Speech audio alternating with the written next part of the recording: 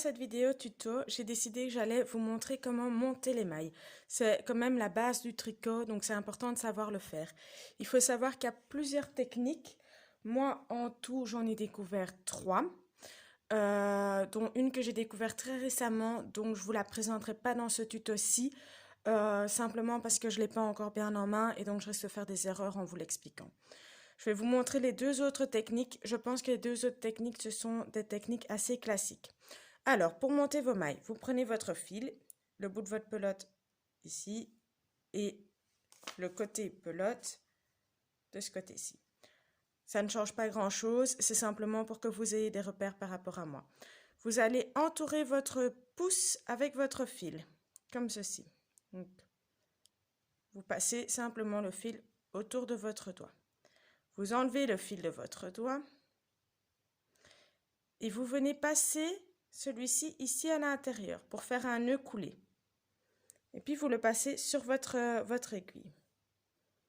Ok, je vous remontre. Donc on entoure le pouce avec le fil. On tient bien ici les 2 morceaux de fil, on le sort. On garde un bout d'un côté et l'autre bout, on le passe à l'intérieur du rond qu'on vient de créer. Et puis on passe l'aiguille sur notre nœud.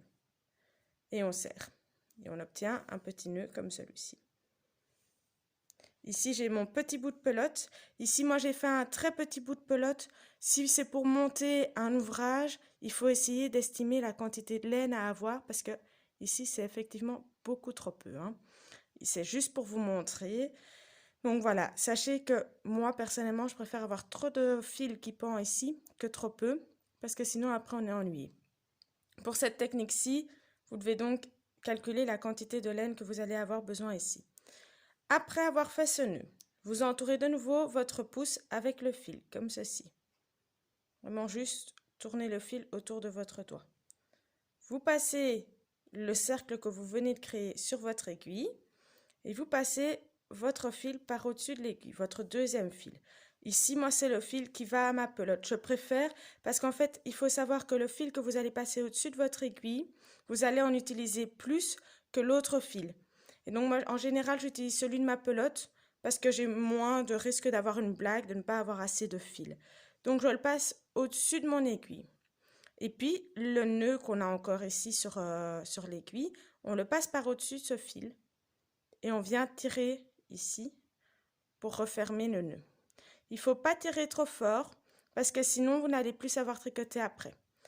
On recommence. Donc, on enroule le fil sur le pouce. Simplement, on tient le fil entre ses doigts ici, on met son pouce sur le fil, on tourne un coup et voilà, il est dessus.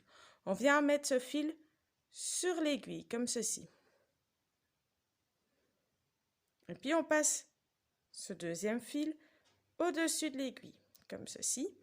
Et le petit nœud qu'on a fait passer sur l'aiguille, on le fait passer par au-dessus. Et on vient tirer. Ça forme des petits nœuds comme ceci. Je vous le fais encore une fois. Donc, on enroule, on tient le fil avec les 2 doigts ici, avec sa main. On enroule son pouce dessus. Simplement, on tourne le pouce autour du fil. En tenant bien le fil ici, hein, parce que sinon, évidemment, votre fil va lâcher et vous n'arriverez pas à enrouler votre pouce, hein. Vous passez votre aiguille dans le cercle. Donc, ça donne ceci. Voilà. Vous passez le fil par au-dessus de l'aiguille, simplement comme ça. Et puis, vous faites passer le premier fil au-dessus du deuxième et vous venez tirer. Ça vous fait des mailles. Chaque maille, c'est pas très compliqué de les compter. Là, j'en ai 4. Chaque petit rond sur votre aiguille, c'est une maille. Donc, moi, j'en ai 4. 1, 2, 3, 4. Donc, voilà. Ça, c'est la première technique. Celle que moi, je préfère parce que c'est celle avec laquelle j'ai eu le plus facile. La deuxième technique. Donc, de nouveau, on va faire ce fameux nœud coulé. Là, par contre, vous n'êtes pas obligé de garder un fil qui pend ici. Donc, le nœud coulé, on enroule sur le pouce.